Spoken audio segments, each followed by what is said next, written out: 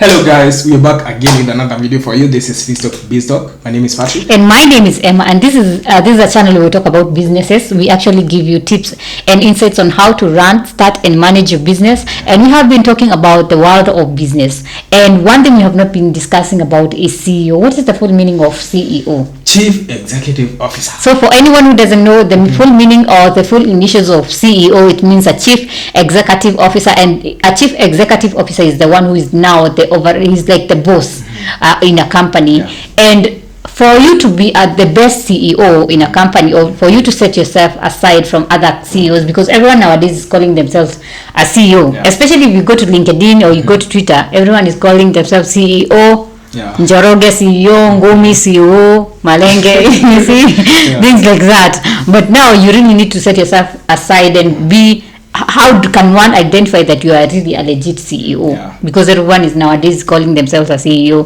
So there are some things every CEO should possess. And today we'll be discussing on 4 things that every CEO should possess. So if you are a CEO, or you're planning to be a CEO in the future, like everyone, like me or like Patrick, do you want to be a CEO in future?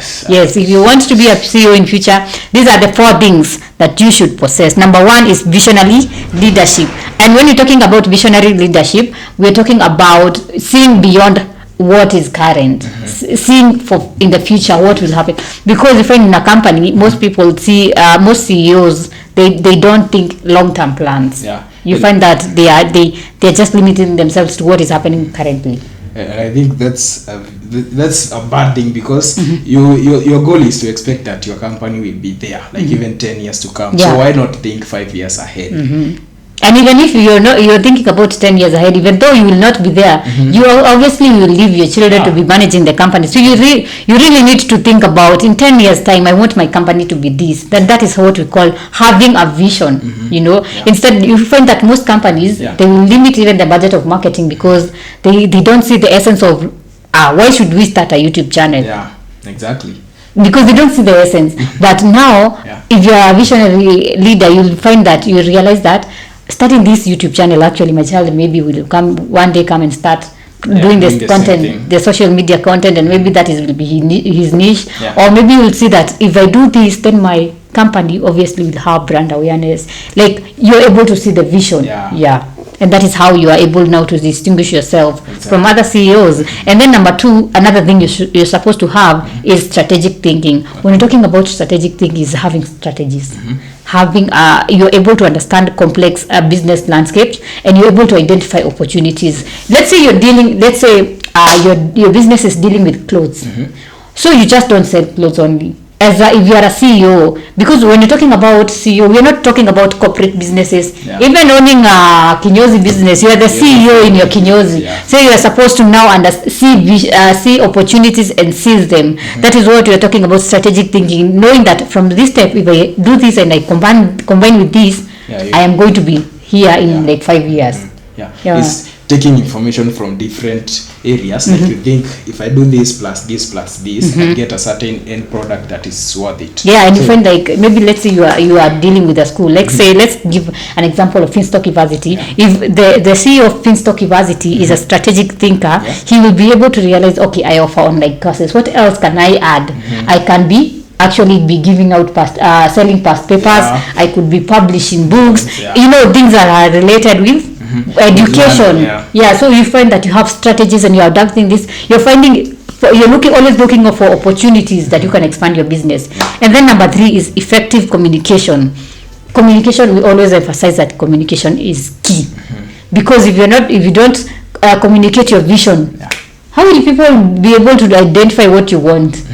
No way. So you need to be an effective communicator, so that you can be able now to direct your people and show them that I want my company in 5 years to be owning a publishing company.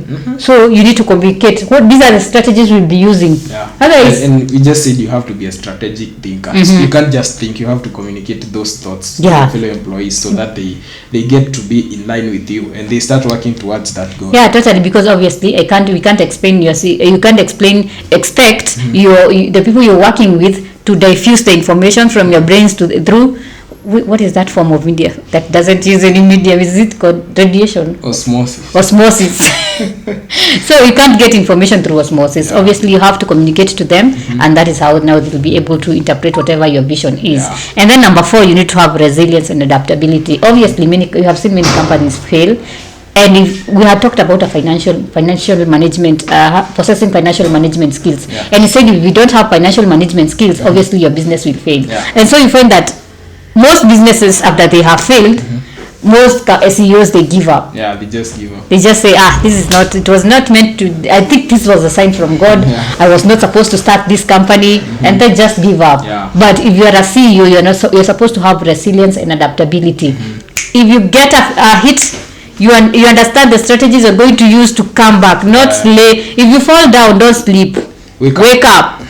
Collect your money. So it is good to have resilience and adaptability, and be adaptable to changes, and understand that changes will always occur in a business, and so you should be adaptable. If maybe sometimes you'll find one day you wake up and all the employees just decided they're not going to come to work. What will you do? Will you start crying? Will you go home?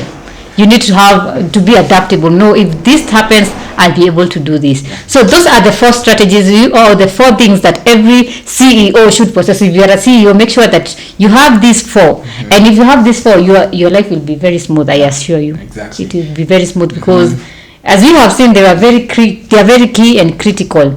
So possess these 4 skills, and they will be very instrumental in your leadership. I hope you have learned a thing or two. If you have learned something, do notify us in the comment section, and we'll be sure to read it out. Make sure at the end of this video you like, comment, subscribe, share, and hit on the notification button so that every time we upload a new video, you can be notified. Yeah, and if you want to excel in these strategies and how you can start running a successful business, how you can become the best CEO that can exist, and you get to be certified. Enroll for courses at Finstock University College. They have businesses courses and every other course that you can think of. So visit their website. The website is www.finstockuniversity.com, or even send them an email at finstockuniversity.com. Yeah, that is it, guys. Until next time, goodbye.